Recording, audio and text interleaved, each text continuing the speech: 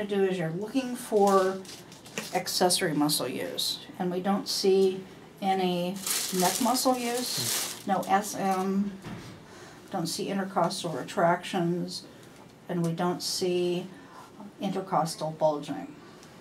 So I've already figured out she's breathing about 16, so she's eupneic. Now I'm going to actually go to the posterior and start my inspection.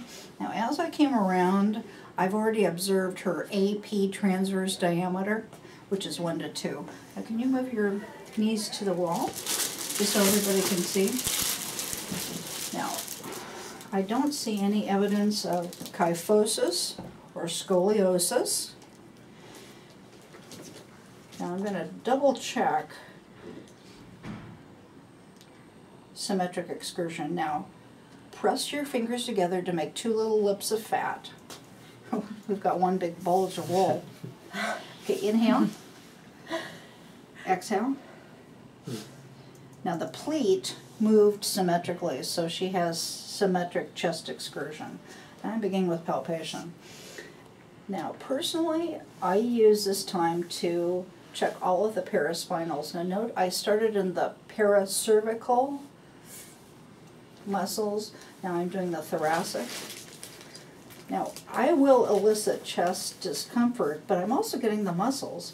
Now, as I come down here, that would be your lumbar sacral area. What else am I getting down here? Sacral edema. So there's no paraspinal tenderness and there's no sacral edema. Another thing I would do on palpation is I check for fremitus. Now we know that fremitus diminishes in the periphery. Can you say 99 for me? 99.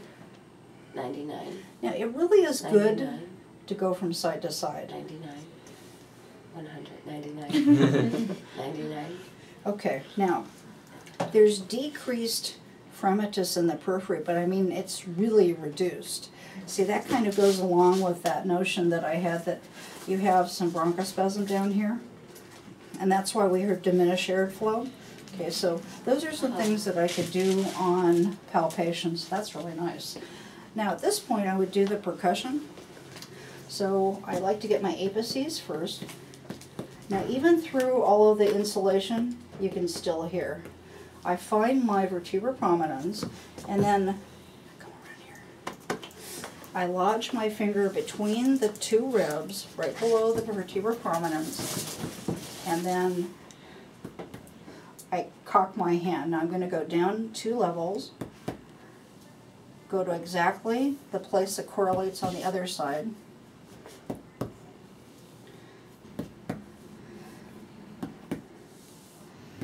Now here I am below the scapula. The ribs are going to become a little bit more horizontal. Now could you please take in a deep breath and hold it?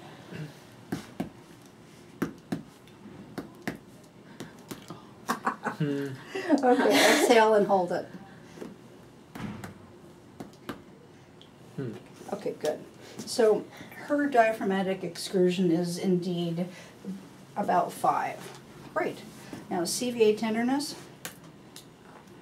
Now if she really had costovertebral angle tenderness, she would have flinched, believe me. So there's no costovertebral tenderness. That went pretty fast, didn't it? Now, breath sounds. Let's go over what you should hear. Now in the periphery, what sound should we hear? Vesicular. Vesicular. Now what's the IE ratio? 3 to 1. Inspiration is 3 times as long as expiration. Now, here between the scapula, what should we hear? Bronchovesicular, and they should be 1 to 1. Remember, we did not hear that on the anterior chest? Now. I can take this off. Okay, that's good. That's nice. Okay, inhale, please. Okay, inhale, please. Now, I'm going between the scapula. Yep, the breath sounds are a little bit louder, and yes, 1 to 1. Now, in the periphery,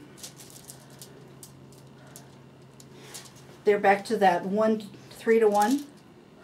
Oh. Oh, what fun. You have a nice little wheeze back here. Okay. Yeah, a little expiratory wheeze. It does this. Oh God. I'm sick. That's not a bad imitation. Okay. So, just to make sure there's no pneumonia, I'm going to ask her to say E.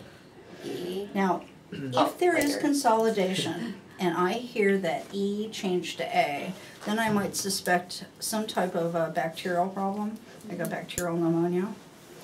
Okay, now, you can do it all over the chest if you're not sure where it is. Now say E for me, please. E. E. E. E. E. E. E. E. Well, you'll be pleased to know that there are no E to A changes. Good, because I was. So when I listened, I didn't hear adventitious sounds and there are no voice changes. Now there's your pulmonary exam. Okay, now lie down for me.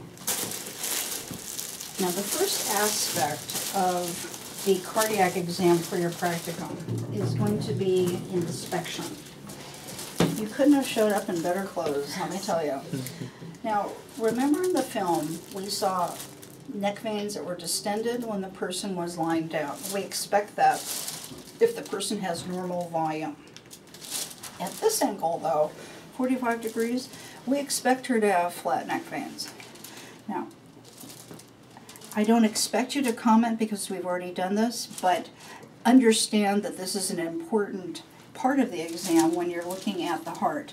Now, remember how I told you to locate the external jugular? It's right here. Now you can see the fluctuations. It actually has a wave that you see, a ripple, that coincides with events within the heart. The A wave corresponds with atrial contraction. The V wave corresponds with ventricular contraction. So here we see ripples, and you can actually see the external jugular, but it's not higher than the sternal angle. Okay, now I'm going to start inspecting the precordium. So I'm going to look here at the aortic area and the pulmonic area. Now I don't see any pulsations. Now, because of the clothing, I would look at Erb's tricuspid. Now, because of breast tissue, I'm not going to see anything. So, I'm going to locate the sternal angle and actually palpate for pulsations. Now, you'll be able to feel a light pulsation, you should, over all of the auscultatory areas. Now, if someone has a lot of insulation, you may not be able to feel it down here, but surely at the aortic and pulmonic area you should be able to feel something. So we do the pulsations. Now, if the pulsation has a vibratory quality, like the 99 that you would feel if you were checking for fremitus, that vibration at the neck, if you feel that over an auscultatory area, that should make you think that possibly you have a murmur that's at least grade 4, 5, or 6 loud. So you're going to want to go back to that. So I would feel all areas. Now, when I get to the apical area, I check out the PMI, and it's about a 1/2. So that's where I'm going to start. Now, let's say I found her PMI over here, and I gave you a history of hypertension.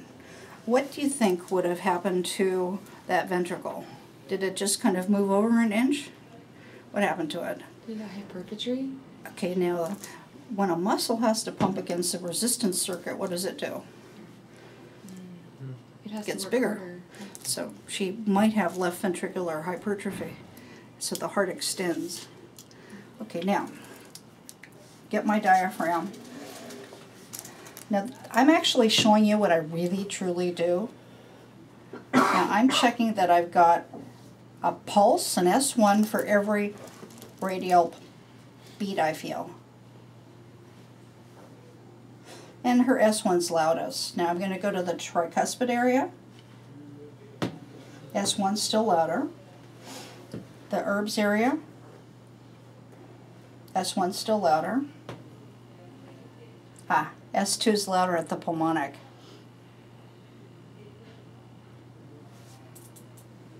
Now as she breathed in, I heard the lub-da-dub, which is physiologic split. And as she exhaled, that S2 went back to lub-dub.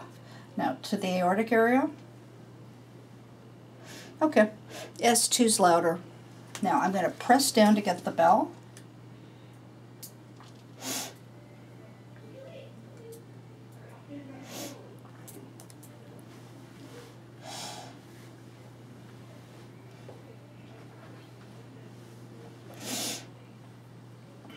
Perfect. There are no extra systolics. There's no S3, there's no S4, no murmurs appreciated. Now, for a couple of bonus points, I'll ask you about S3s and S4s. Okay? Now, if you look carefully at the practicum, it doesn't require all this detail, but what I personally want to see is that you know where the auscultatory areas are and you know what should be loudest there. And then if I ask you a question about pitches on your stethoscope, you can ask me. Now, the next part of the exam would be the abdomen. Now, do you see how nicely this flows? Now, what have you learned so far about abdominal exam? Knees should be bent to relax the abdomen. Yes. Now, what I would do is I would put the head of the bed down a little bit, and I would go about that. That's next week. But then, believe it or not, I go straight into the neuromuscular exam. If you think about it, I've got an extremity here, I've got an extremity here. I can test for strength, DTRs. That'll make sense next week. Because what I'm going to do is just kind of present part of neuro next week. Because the abdominal exam goes quickly. Thank you for being such a good sport. Anytime. So you and I are stars of this film. Yes.